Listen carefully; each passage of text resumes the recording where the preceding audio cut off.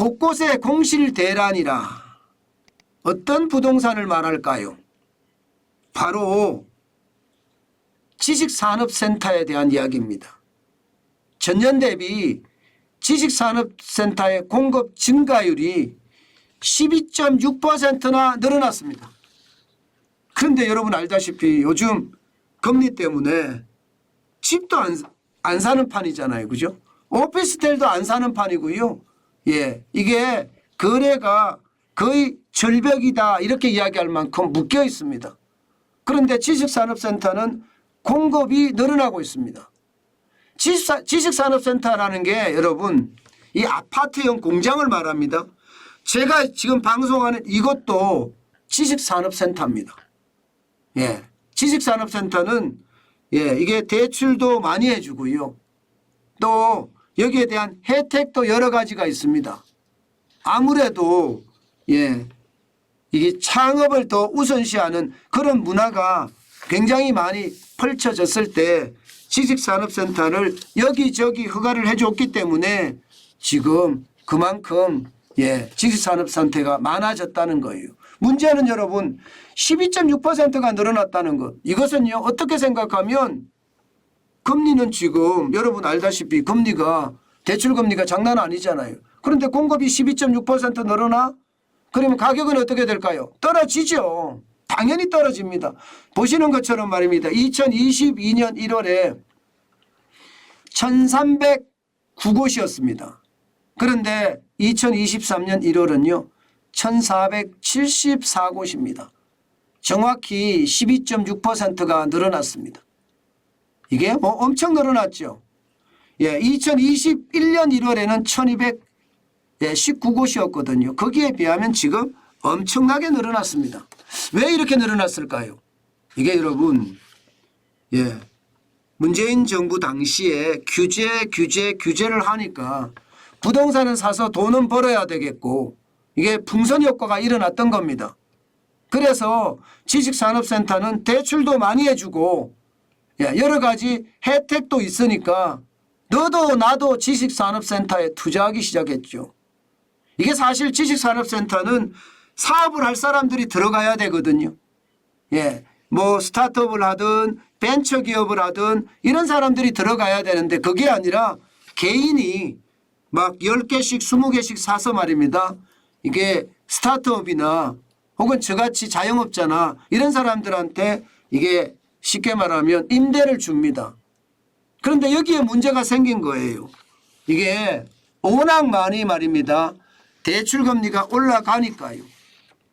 예, 이게 뭐 풍선 효과라고 이야기할 수가 있는데 지금 이 지식산업센터의 어떤 상황 생각보다 심각하다 이렇게 이야기합니다. 생각보다. 왜냐 하면 말입니다. 대출금리가 올라가서 사람들의 관심 밖으로 밀려난 것도 있지만 규모가 너무 많아요.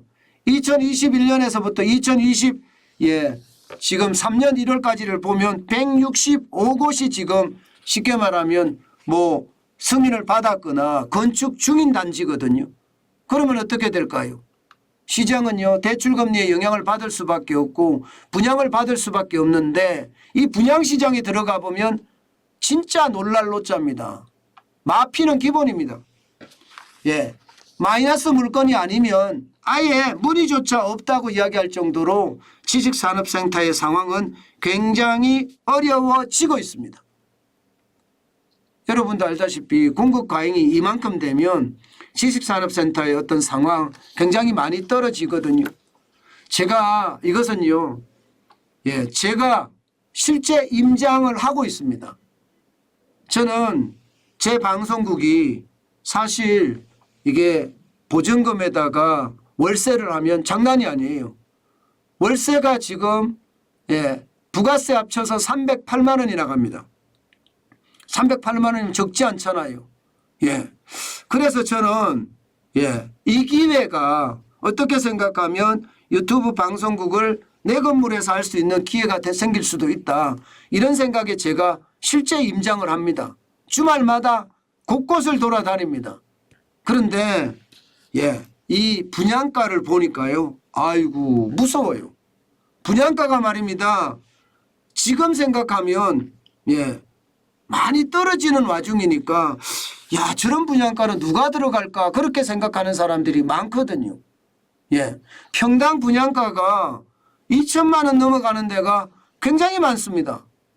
사실 제가 있는 곳 여기도 문정동 법조타운인데 여기는 분양가가 뭐 지역에 따라 좀 틀리긴 하지만 지금 뭐 평당 600만 원에서 900만 원 사이였거든요. 그런데 지금 가보니까요. 뭐 1,500만 원은 예사고요. 뭐 심지어 2천만 원이 분양가가 되는 곳도 있더라고요.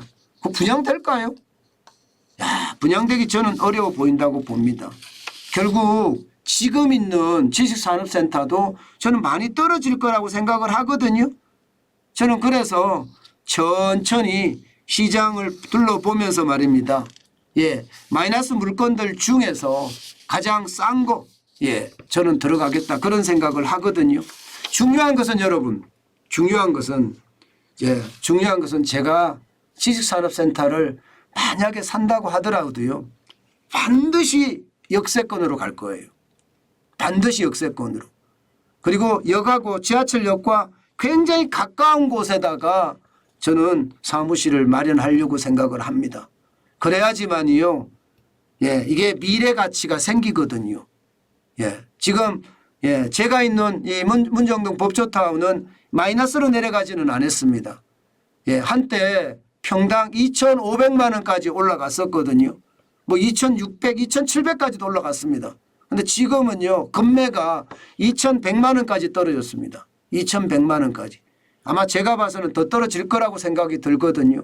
시간을 두고 점점 임장을 하면서 이게 기회다 생각이 됐을 때 저는 반드시 이게 제 사무실을 만드는 것 그게 꿈이다 희망입니다. 제가 임장을 하면서 보는 게요. 제가 그러잖아요. 요즘은 임장을 할 때다 그런 말씀 많이 드리잖아요. 시장 계속 가봐야 됩니다. 매주 바뀌니까. 매주 급매물이 나오고요. 그러면서 시장을 계속 주시하다가 여기는 내가 살만한 곳이야. 그런데 좀 비싸.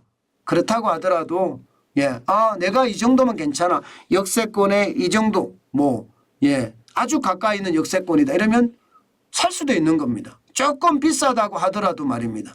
저는 그런 생각. 여러분들에게 제가 부동산 아파트에 대한 이야기도 많이 하잖아요. 내가 가고 싶은 곳은 위기일 때 물건이 나온다. 그렇기 때문에 임장을 하시라. 그런 말씀 많이 드리고 있는데 저는 직접 제가 임장을 하면서 시장을 계속 들여다보고 있습니다. 지금 지식산업센터나 오피스 건물은 살 때는 아닙니다. 계속 떨어지고 있는 게 사실이니까요. 때문에 계속 임장하면서 가격이 어떻게 떨어지는지 추이를 봐가면서 사도 늦지 않는다. 그 말씀 반드시 올립니다. 앞으로도 제가 사무실을 마련하는 과정은 여러분들에게 계속 설명을 할 텐데요. 그렇게 설명을 하다 보면 여러분들과 공감대도 형성을 하고 그게 저에게도 많은 집단 지성으로 작용하지 않을까 저는 그렇게 생각해 봅니다.